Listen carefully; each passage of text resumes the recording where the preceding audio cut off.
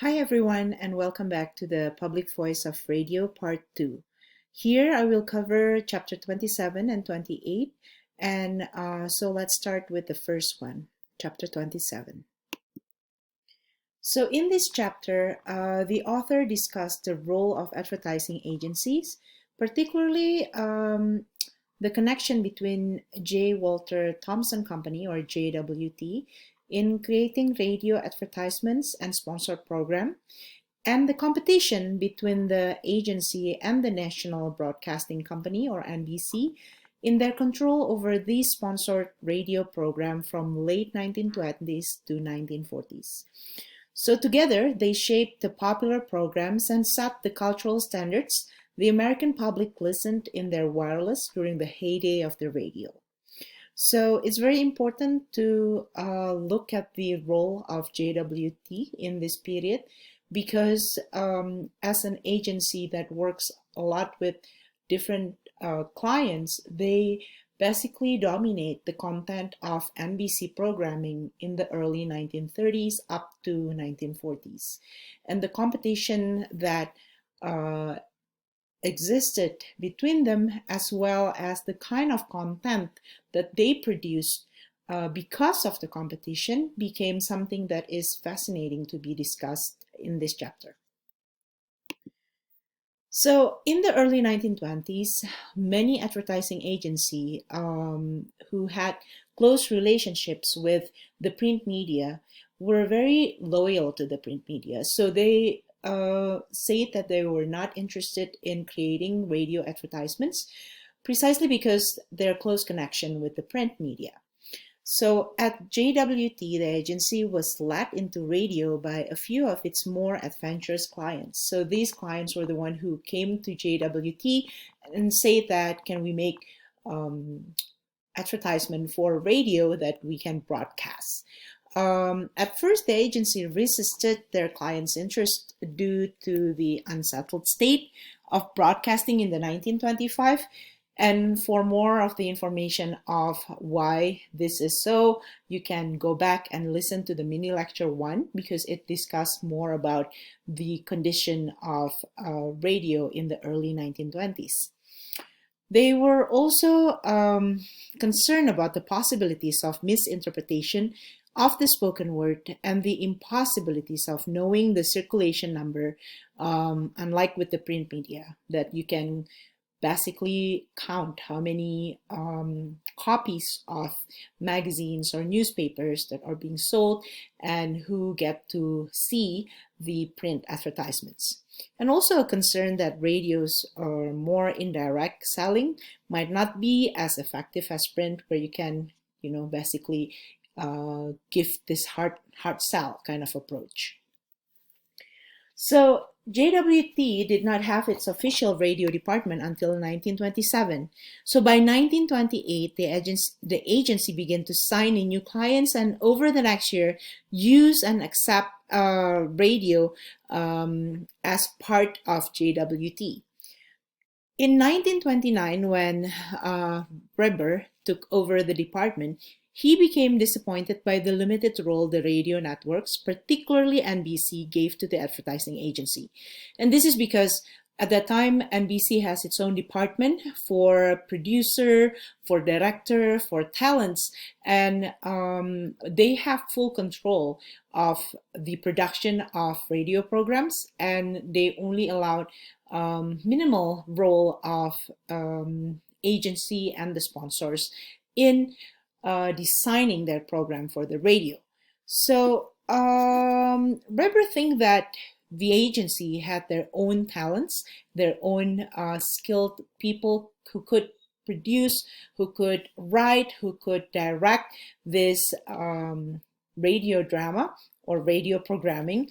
And so they dismiss the talents that existed in NBC and claim that they wanted to use their own pool of talents.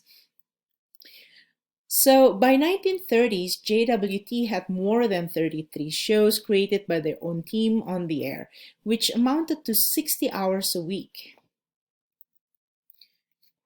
The term used to explain JWT's proficiency was this idea of showmanship that resulted from knowledge of the audience and their tastes. So unlike NBC that has the agenda, which is to basically gain profit from commercial programs and upholding and maintaining cultural standards before the public, advertising agency only has one goal, and that is to produce advertising profit. And mass sales resulted from attention of the tabloid mind. So with the rising number of people with money to spend who are looking to the mass media for ways to assimilate and improve themselves, JWT had begun to advocate this new lowbrow approach to advertising.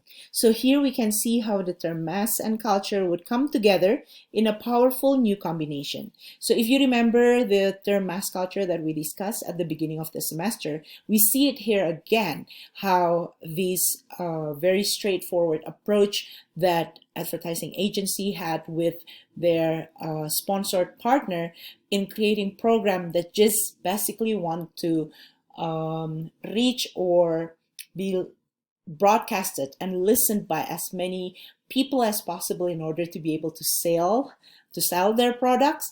That's basically the only goal that the JWT had in mind. So what we can see here is this push and pull between NBC, because NBC, in addition to wanting to gain profit, they also want to shape the public on what they could possibly broadcast and shape what is appropriate for the public to hear, versus the JWT and other advertising agencies that basically just want to sell their products. So by the mid-1930s, not only prime time, but most of the daytime schedule as well was occupied by programs supplied by agency on behalf of sponsor, especially the extremely popular daytime serials. So this control over the production of radio program, affect NBC, because NBC was losing their control over their own content. So even when NBC created a new policy that only allowed pre-approved scripts to be produced, the scripts could be read differently over the air from how they might be read in continuity office. So even though the script was seems to be okay and they have been approved, but when they're being read on air with different tone, with different basically suggestions from the voice actors, the result could be very different. And so there are three types of programs that were especially problematic at that time. One is the stand-up comedian on nighttime variety, children's adventures programs, and women's daytime serials. So all of these genres had been developed by advertising agencies. And again, this push and pull between the NBC and JWT and other advertising agency created this tension over what kind of programs were acceptable at that time. So the radio networks of the 1930s responded to the pressure of social negotiation in two ways. First, by creating a separate daytime sphere in which the worst offenders of official taste could be contained, and second, by encouraging a type of domestic drama that avoided these issues of race, ethnicity, and troublesome gender-related and sexual material by focusing on this idea of average American family. And the results were the dramas that catered and depicted white middle class and small town family living in the America's heartland.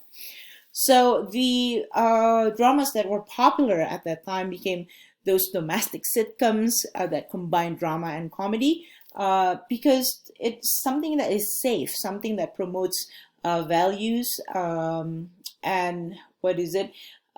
cultural ideas that were accepted and cherished by the public at that time. So this is the end of the explanation of chapter 27, and now we're going to move on to chapter 28, which is the radio in the television age.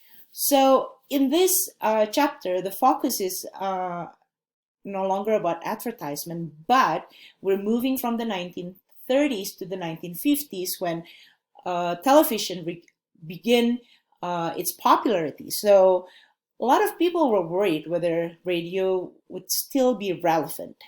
And with the rise of television popularity in the 1950s, station owners, investors, manufacturers, and all their employees had a vested interest in finding a new way to make radio work. So one of the ways they were able to maintain radio's role in society is by accepting that it would not be a primetime entertainment anymore. So this way, radio was free to offer different things to different people. And so what the strategy that they used was that they make it even more localized. So local radio could play regional music, provide local news, public service announcements such as vaccination programs, church bazaars, school closings, all of those information. And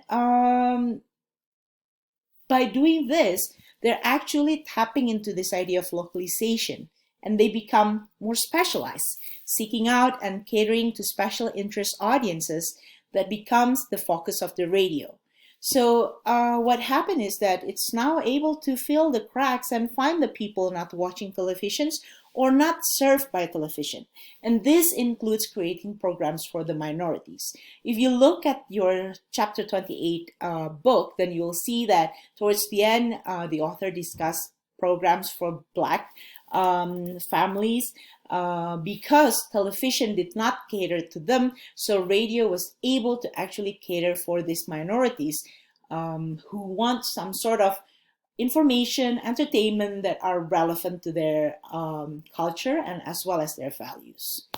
All right, that's it, the mini lecture for chapter 28. And now we have 5 lecture questions. So you can choose 3 questions to answer from the following 5 questions. Number 1 is, why did advertising agencies not show any interest in radio advertisings in the early 1920s? What made them change their mind? How was advertising agency able to control the content of radio programming in the 1930s? What kind of programs were popular in the 1930s and why? And last but not least, how did radio compete with television in the 1950s? So I hope you enjoyed this mini lecture, and please write down your answer in the discussion forum. And again, just choose 3 out of these 5. Thanks, everyone.